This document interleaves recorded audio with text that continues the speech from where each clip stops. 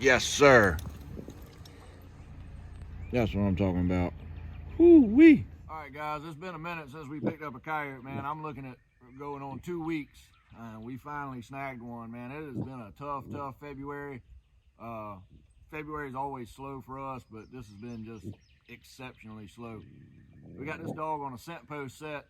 We caught a bobcat here earlier on our last video. It was one of our bigger ones that we caught, and put in a remake. And with it being breeding season and just late season, they're just really not responding to the dirt holes, getting a little more action on the flat sets and the scent post sets, and that's what we caught this one on, was a scent post. So we're going to look into how to make those on this video, and we are just thanking the Lord this morning for this coyote. We only got a few days left on this property. It got super hot on us last week. We were up in the mid to upper 80s in February, which isn't uncommon for us down here in South Carolina. But anyway, like I say, finally got one, man. Thank goodness. We've been riding around praying for a coyote all morning. So anyway, we're gonna snap some pictures up, and then we're gonna get into how to make those scent post sets.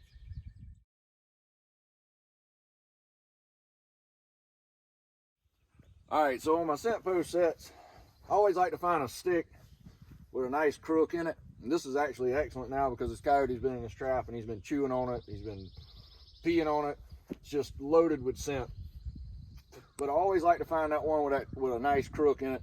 You need a good, tall, good, firm, heavy stick, nothing rotted or anything like that. So what I do, we got our trap right here. I just come back about 6 to 8 inches,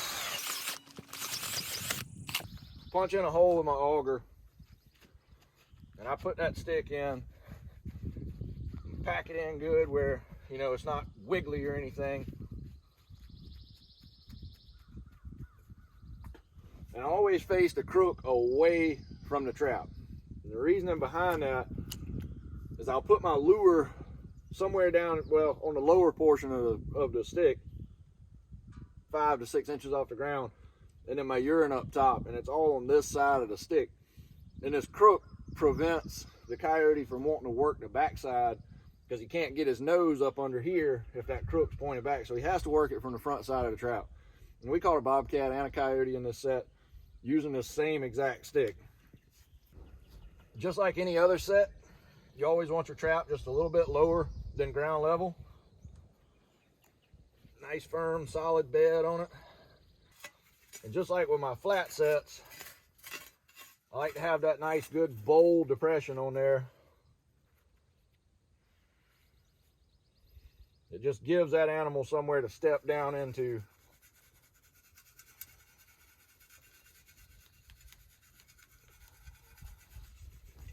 Kind of give this a little covering here, a little blending.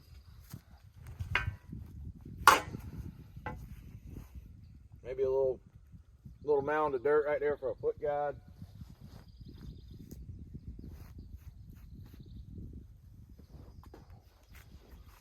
A little bit of grass to kind of blend that set in.